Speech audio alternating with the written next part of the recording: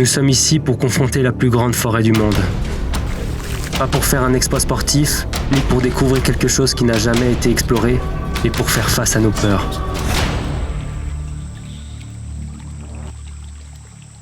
Ce qu'on se dit avec Philippe, c'est que maintenant on doit devenir des animaux. Il faut arrêter de penser comme un humain, il faut devenir un animal, quoi. On est en train de muer en fait. on devient une sorte de macaque, des chimpanzés un peu. Et Philippe, pense à l'anaconda. Je me bats à main nue. Je me bats le caïman. Le caïman. L'anguille sauvage, électrique.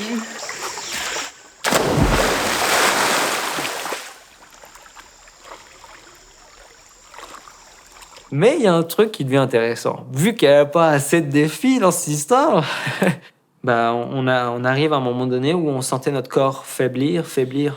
Et en fait, on s'est rendu compte qu'on n'avait plus assez à manger. J'en ai marre. Je pense que j'ai perdu 10 kilos. On se sent faible en fait. On se sent méga faible. Nos corps, on les voit, ils sont en train de fondre un peu. Tout est difficile. Et s'imaginer retourner dans cette végétation dense, c'est un cauchemar. C'est un cauchemar. Les pieds qui se prennent dans les lianes, la tête qui se prend dans les ronces. C'est vraiment horrible. C'est vraiment horrible.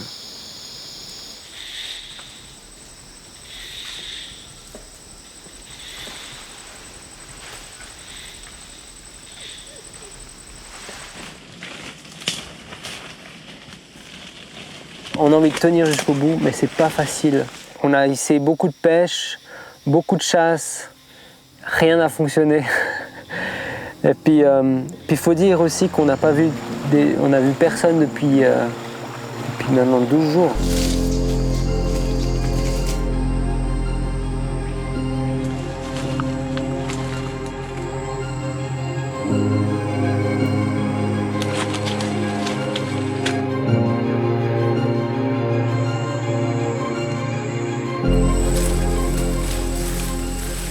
Il faut y aller relax, et puis couper une branche après l'autre, un petit pas après l'autre. Et puis voilà, essayer de s'en sortir et de tenir comme ça. Il ne faut vraiment pas se mettre dans une spirale où on commence à péter un plomb, parce que sinon, on peut aller loin.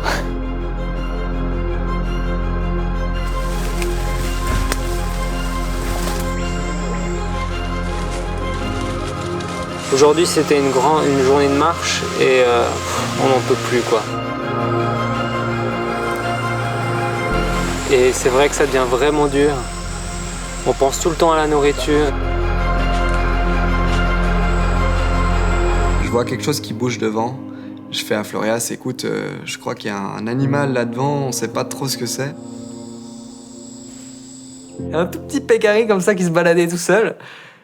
Et là, on se regarde, on se dit, mais c'est un miracle. Alors, on a posé nos sacs, sprinté sur le petit pécari, et on l'a attrapé à main nue. Je me rappelle cette scène où Philippe, il a la main avec la machette sur le petit sanglier, les émotions et de se dire, ce soir, on va manger des protes, quoi. Ah purée, je suis euphorique. Oh purée, on a tellement la dalle. On a la dalle, ça fait très longtemps qu'on n'a plus bouffé de protes. Et là, on a ce... Bon, il est petit, mais c'est pas grave, peut-être qu'il y en a d'autres dans le coin. Ah là là, franchement, c'est une chance, un privilège. Et c'est un sanglier, quoi. Donc ça va nous donner un peu de bouffe, quand même. En discutant après coup avec des guides, avec Mike Horn, c'est un truc qui se passe rarement, même jamais. Les chasseurs là-bas, ils ont jamais vu ça. Et nous, on l'a pris comme un cadeau du ciel, quoi. Et même les guides, ils nous disaient, mais c'est un cadeau du ciel.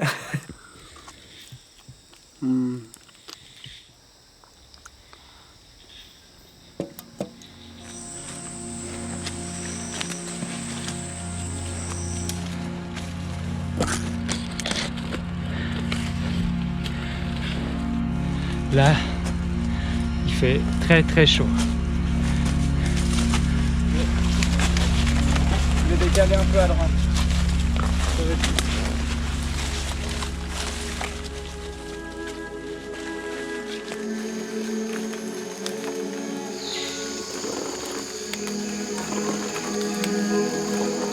chose qui me touchait beaucoup dans la jungle et qui m'a beaucoup accompagné.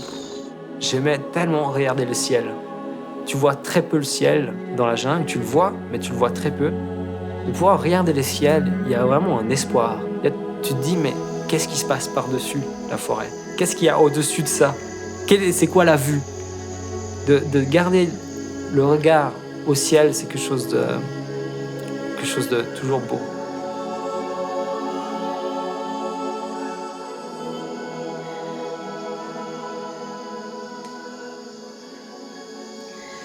On est où? À 100 mètres du chemin? 100 mètres du chemin, mais là, c'est vraiment l'enfer vert. On n'est même pas sûr qu'il y a un On chemin. doit peut-être passer ces fougères là. On serait réfléchir ce qui est mieux, si c'est mieux de monter et de redescendre. Oh. Continue dans le cap là. Ouais.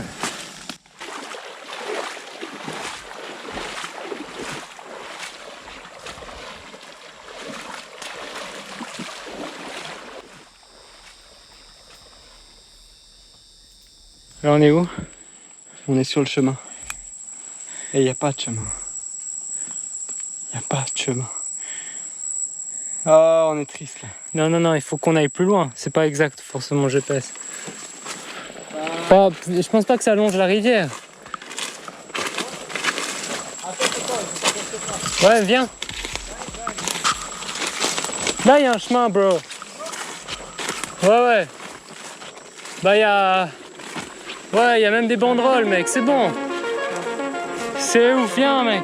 C'est une autoroute, quoi. Plus besoin d'utiliser la machette, ranger dans le sac, et go, direction l'épicerie. Il y a un chemin, bro. Il est là.